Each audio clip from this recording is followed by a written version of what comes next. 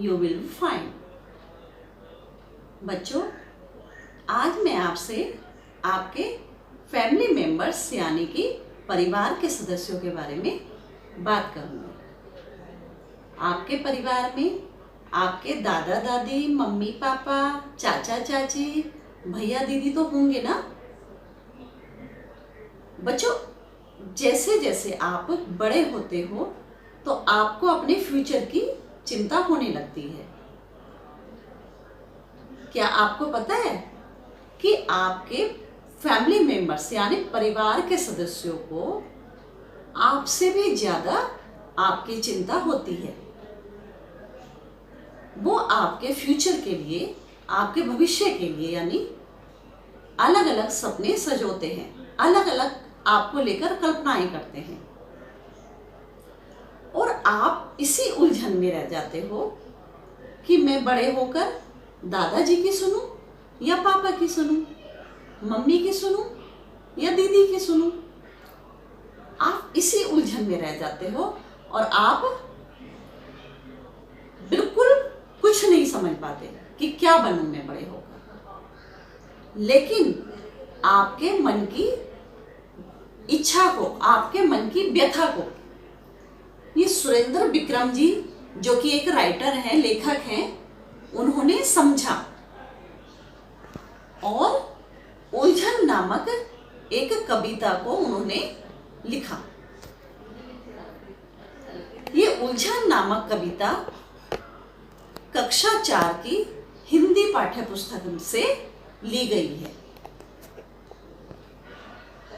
इसमें एक छोटी बच्ची के मन की व्यथा को बताया गया है। तो चलिए हम आज पढ़ते हैं उलझन नामक कविता। पापा कहते बनो डॉक्टर, माँ कहती इंजीनियर, भैया कहते इससे अच्छा सीखो तुम कंप्यूटर।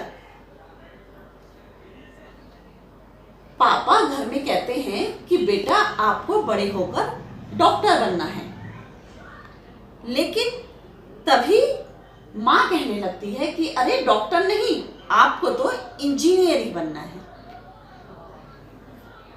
लेकिन घर में जो बड़े भैया हैं वो कहते हैं कि अरे ये सब नहीं, आजकल कंप्यूटर का जमाना है और तुम बड़े होकर कंप्यूटर ही सीखो, कंप्यूटर का ही कोर्स करो।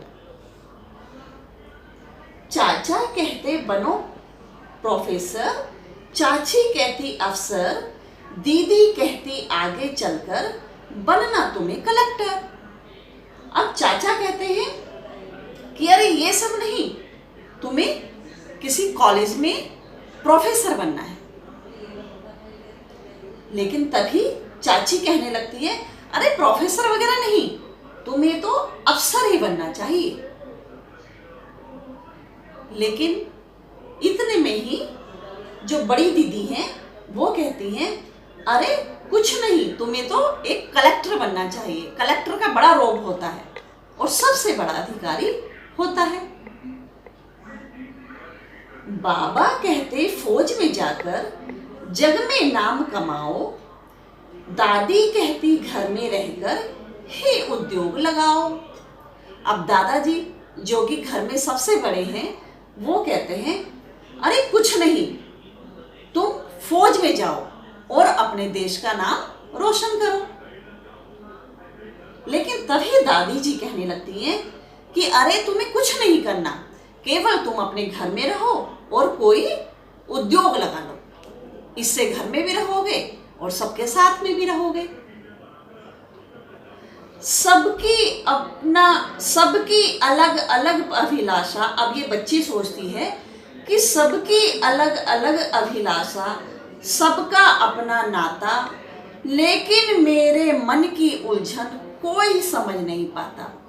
अब इस बच्ची को लगता है कि सबकी अपनी अपनी इच्छाएं हैं और सबका मेरे से अलग अलग रिश्ता भी है, नाता भी है, लेकिन जो मेरे मन की इच्छा है कि मैं बड़े होकर क्या बनना चाहता हूँ या चाहती हूँ, तो वो भी तो कोई समझो, उसे तो कोई समझता ही नहीं है। तो बच्चों, आपको कैसी लगी ये उलझन नामक कविता? आप भी बड़े होकर अपना एक एम बनाइए और उसी एम को पूरा करने का प्रयत्न कीजिए। तो बच्चों, आज मैं आपके लिए इस उलझन नामक कविता से होमवर्क लेकर आई हूँ, जिसे आपको अपनी नोटबुक में करना है। जैसे कविता में आए परिवार के सदस्यों के बारे में बताओ। तो आपको ये बताना है कि परिवार में कौन कौन से सदस्य आए हैं। जैसे पापा, माँ, भैया, चाचा, चाची, दीदी, बाबा और दादी। आपको इन्हीं के बारे में बताना है। अगला क्वेश्चन है, कविता में आए विभिन्न व्यवसायों अर्थात काम धंधों की सूची बनाओ। तो आपको तो पता ही होगा ना, जब आपने कविता पढ़ी है, कि कौन कौन से व्यवसाय हैं। जैसे doctor, engineer, computer course, professor, अफसर, कलेक्टर, फौजी और उद्योगी। आपको इनके नाम लिखने हैं। नेक्स्ट क्वेश्चन है हमारा, निम्न शब्दों के लिंग बदलो। जैसे पापा का क्या हो जाएगा? मम्मी, भैया का दीदी, चाचा का चाची और दादा का दादी। अगला क्वेश्चन है, निम्न वाक्यों के लिए एक शब्द लिखिए। जैसे रोगियों का इलाज कौन करता है? तो आप लोग जानते हैं ना कि रोगियों का इलाज कौन करता है? डॉक्टर। तो आपको डॉक्टर लिखना है। जो स्वयं का उद्योग करता है तो उसे क्या बोलेंगे? उद्योगी या व्यवसायी। जो देश की सीमा की रक्षा करता है, कौन करता है?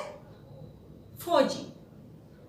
अगला क्वेश्चन है, आपके मन की क्या अभिलाषा है या आप बड़े होकर क्या बनना चाहते हैं?